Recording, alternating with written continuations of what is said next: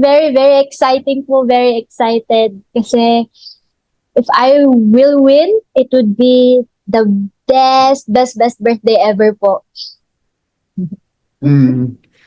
Ayun, I'd say my strength would be is that I'm not your typical Muay Thai striker po. Hindi po ako yung gustong makipagtayuan, makipagbugbugan na lang dyan.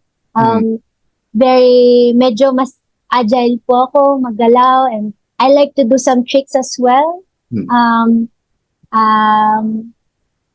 I like to have fun po in the ring rather than, stand and bang with my opponent. I like to think po. I like to think. I like to, pinag-iisipan ko po talaga yung mga strikes ko po na ito-throw. Hindi lang po yung basta susuntok lang, ganun po. Yun. Mahilig po ako mag-tricks, may mga back kicks din naman po ako, may mga hook kicks din, ganun po. Yun po yung gusto kong ipakita sa One Championship, yung ibang Muay Thai naman po. Parang Filipino style. Tayo mga Pilipino masaya, so masasayahing taon. So what I like po to show sa One Championship is Muay Thai na relax pero makita mong nag-iisip at the same time having fun. When I was younger po kasi, nung mga junior days ko po, yung Muay Thai Association of the Philippines, it was led by Sir Lucas Managelod back then. Ang lawak po kasi ng grassroots program nila. Dumadayo po sila dito sa Cordilleras kasi alam po nila na manabi pong magagaling dito na strikers. And so, ang dami po nilang palaro dito. And so, sumali-sali po kami ng mga kasama ko pong juniors. Kasama ko po noon si Jan Nosanyao, sila po, sina Jason Cosmed, others na mga kabatch ko po.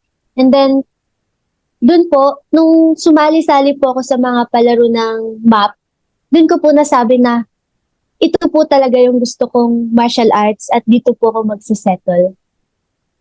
Ako, I feel very happy and responsible kasi responsible that I get a chance po to inspire other people.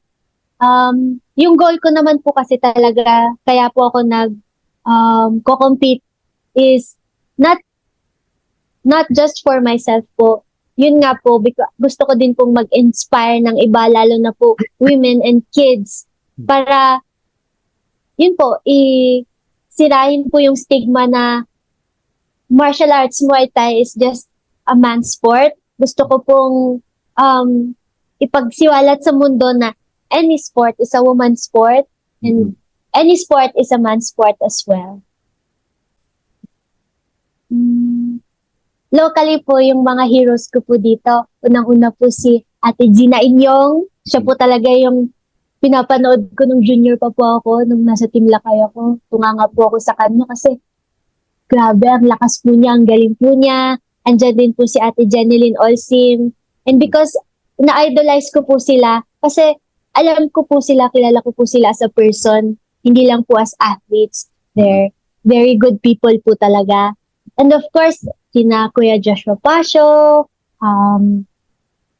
Right now, sobrang ina-idolize ko po si Kuya Carlo Von kasi actually, kasabayan ko po siya noon nag-enroll sa Team Lakay.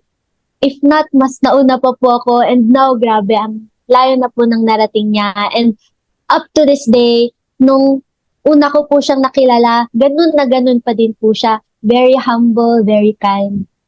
Po.